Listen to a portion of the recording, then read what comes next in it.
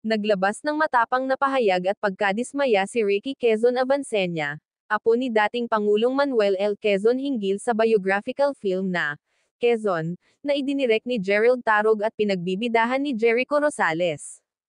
Ayon kay Avancenia, bagamat kinikilala niya ang pelikula bilang isang malikhaing obra, may ilang aspeto raw na hindi umano patas na pagpapakita sa tunay na imahe ng kanyang lolo. Sa kanyang pahayag, nilinaw ni Avancenia na hindi kailanman itinuring ng kanilang pamilya si Manuel L. Quezon bilang isang bayani, sa tradisyonal na kahulugan ng salita, kundi isang tapat na lingkod bayan na nagsakripisyo upang mapaglangkuran ang sambayanang Pilipino ng walang bahid ng korupsyon. Ayon pa kay Avancenia, hindi niya layuning batikusan ang mga artista o direktor, ngunit nais lamang niyang ipaalala sa publiko na si Quezon ay higit pa sa karakter sa pelikula. Isa umano itong lider na may tunay na malasakit sa bayan, at ang kanyang integridad ay dapat manatiling inspirasyon para sa mga susunod na henerasyon.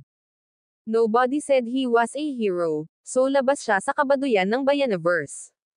He was a president, and the best ever most incorruptible. Magbigay respeto kayo, huwag niyong babuyin buhay ng lolo ko, ani Avancenia. Dumpensa naman si Tarog at sinabing seryoso ang paksa ng pelikula at ang interpretasyon ay nakasalalay na sa manunood. No, the topic's serious. We will leave that to the audience to decide if it's something that they would want to process, anang direktor. Sinabihan naman siya ni Rosales na may tamang lugar at oras para ilahad ang kanyang reaksyon kaugnay sa pelikula at dito nang hingi ng 1 minuto si Avancenia para ihayag ang kanyang pagkadismaya. Hindi nyo alam ang ginawa nyo.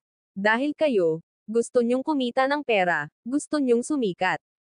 Sinalaulan ninyo ang alaala ng isang pamilyang nagbuwis ng buhay.